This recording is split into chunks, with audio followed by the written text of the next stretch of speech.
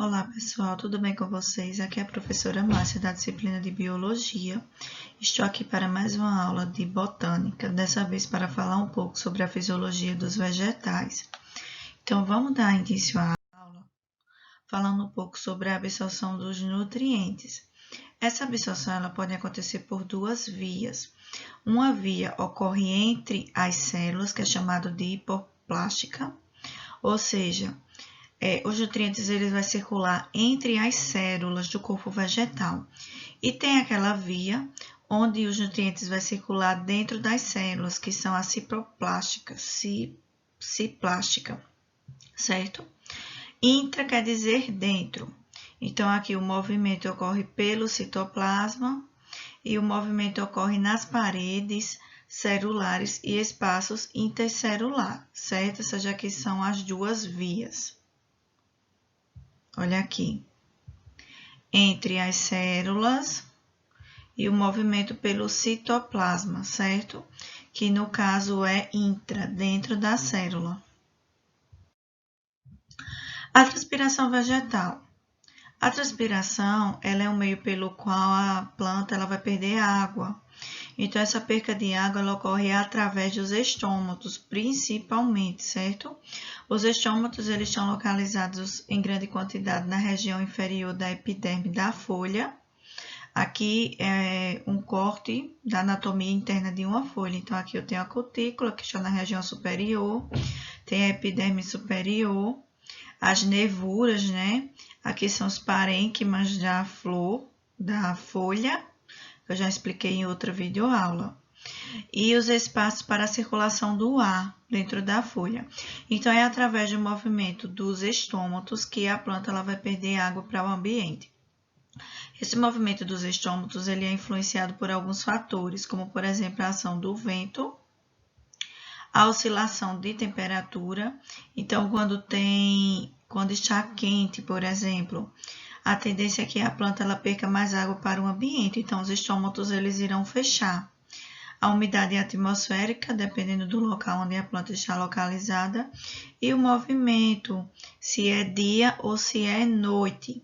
Então, durante o dia, o estômago ele se comporta de uma forma e à noite ele se comporta de outra. À noite, a transpiração da planta é mais intensa, então ela tende a perder mais água à noite, porque ocorre tanto a transpiração cuticular, como também a estomática, ok? Isso no período da noite. Durante o dia, vai acontecer só através dos estômatos e mesmo assim muito condicionado com os fatores ambientais, como por exemplo a temperatura. O fechamento e abertura dos estômatos depende muito da quantidade de água. Quando a planta está com grande quantidade de água, as células ficam túrgidas. Quando ela está com pouca, a célula fica murcha.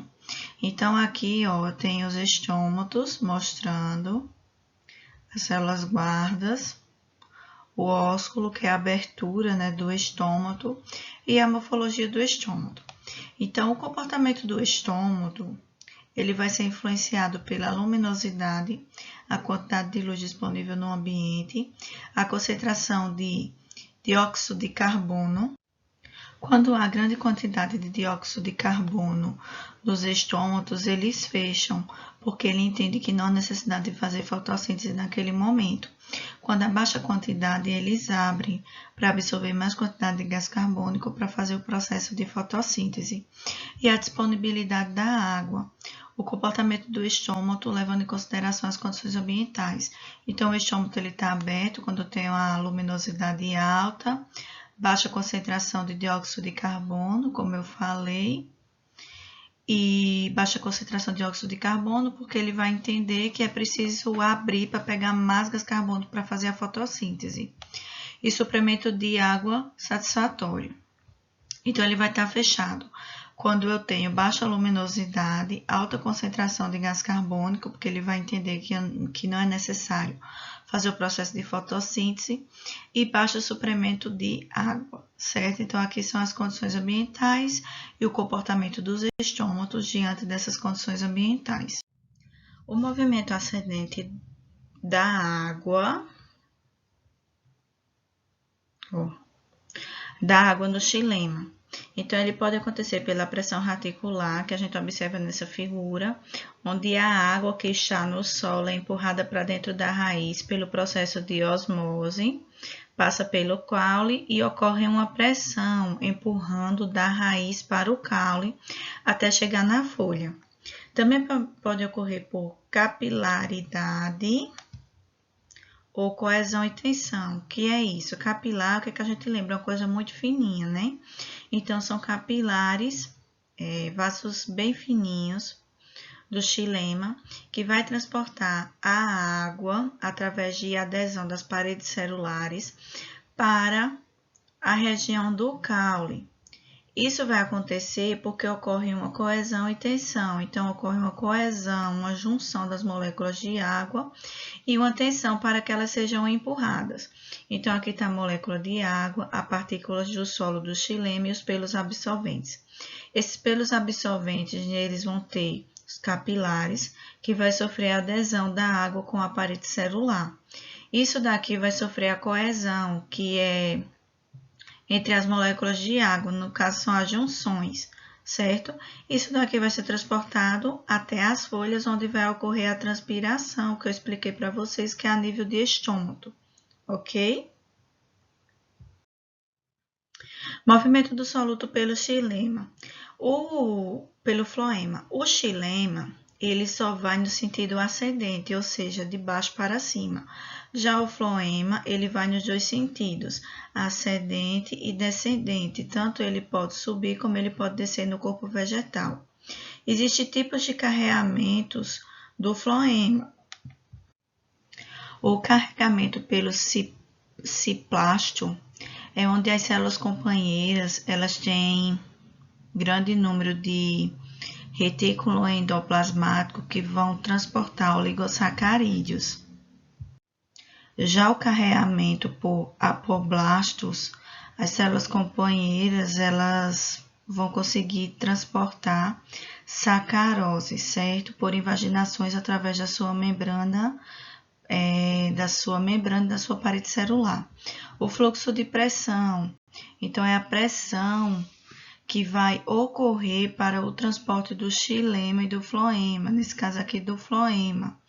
Então, eu tenho diferentes concentrações do fluxo de pressão em relação à água carregada e os açúcares. Essa diferença, gente, está relacionada à solução de concentração na região de produção, então isso é produzido na folha, e tem a região de consumo. A região de consumo é todas as outras partes do corpo vegetal. Então, a folha produz e as outras partes consomem. Isso no caso no fluxo do soluto pelo floema. E tem também o fluxo eletroblásticos, que vai ocorrer dessa forma aqui. Vai ter açúcares, né, que vão se ligar, no caso as células companheiras, para auxiliar nesse processo de transporte do floema, que foi o que eu expliquei para vocês aqui, os carreamentos. As células companheiras, elas vão ajudar nesse processo de carreamento. Aí tem o anel de Malgip, que são cinturamentos ou anelamentos no floema. Então, se eu pegar um caule e fizer esse cinturamento, vai ter o quê? O inchaço dessa região aqui. Por que vai ocorrer esse inchaço? Porque ocorre um acúmulo de substâncias orgânicas nessa região. Então, eu vou cortar vasos condutores aqui e vai fazer com que tenha acúmulo de substância em uma das extremidades do caule. Fito-hormônio são os hormônios do corpo vegetal. São substâncias que podem ser influenciadas por fatores ambientais, modificando assim o crescimento e a posição de uma planta, certo? Então, quais são os principais hormônios vegetais? Eu tenho as axinas, giberilina, citocinina, etileno e ácido acítico. Vamos ver cada um deles. Vamos analisar primeiro a axina. Eles são fito-hormônios de crescimento produzidos pelo meristema, então ainda quando a planta está em desenvolvimento. Nesse caso aqui é o meristema primário.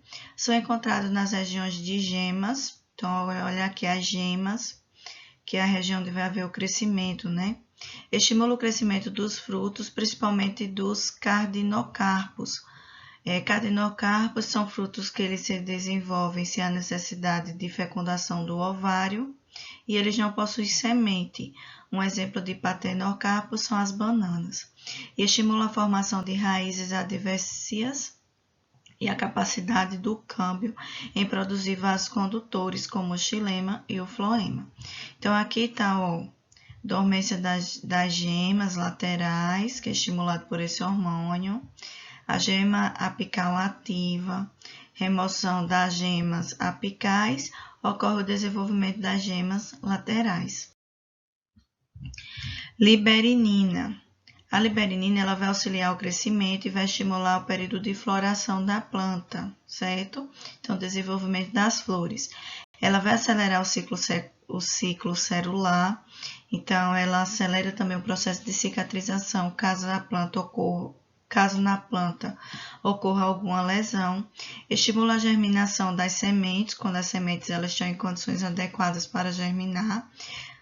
Acontece também a quebra de dormência das sementes, que, como vocês sabem, tem sementes que elas ficam em dormência por 1 a 2 anos para poder entrar no seu processo de germinação. Na ausência desse fito-hormônio, as plantas são anãs, então, como ele é um hormônio que está responsável diretamente pelo crescimento da planta, quando a planta tem ele em pequena quantidade, ela fica bem pequenininha. Um exemplo é o repolho, a cebola e a alface, ok? Citocinina. São produzidos nas extremidades das raízes. Também são responsáveis pela diferenciação celular dos meristemas, retarda o envelhecimento das folhas. Também está relacionado com fotohomogênese, que no caso é a produção de um pigmento que é responsável pela quantidade de tempo que a planta ela fica exposta à luz. Ela é utilizada na biotecnologia, no caso de micropropagação, na propagação da planta, né? Em termos de clonagem do corpo vegetal, esse tipo de coisa, e são auxiliadas à axina, estimulando a produção do caule. O etileno, ele retarda a divisão celular, promove as curvaturas do corpo vegetal, provoca uma indução em tecidos excretores, né? O amadurecimento de frutos carnosos. Então, aqui eu coloquei uma maçã verde, né? O que eu tenho na composição dela, e o que eu encontro em uma maçã madura. Então, quando ela é verde, eu tenho alta acidez, quando ela é madura, baixa. Quando ela é verde, eu tenho grande quantidade de amido, quando ela está madura, grande quantidade de açúcar. Quando ela é verde, eu tenho grande quantidade de clorofila, e quando ela é madura, eu tenho antocianinas, certo? Então, aqui são as diferenciações. E o crescimento também das raízes. Então, o etileno faz todas essas funções aqui dentro do corpo vegetal. E entre os fito-hormônios, eu também tenho a ABA, que é conhecido como ácido abíssico.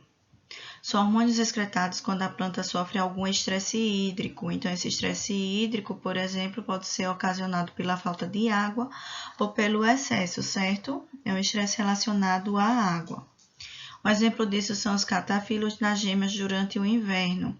Ele também vai provocar o fechamento dos estômatos em locais que estejam muito quentes e secos.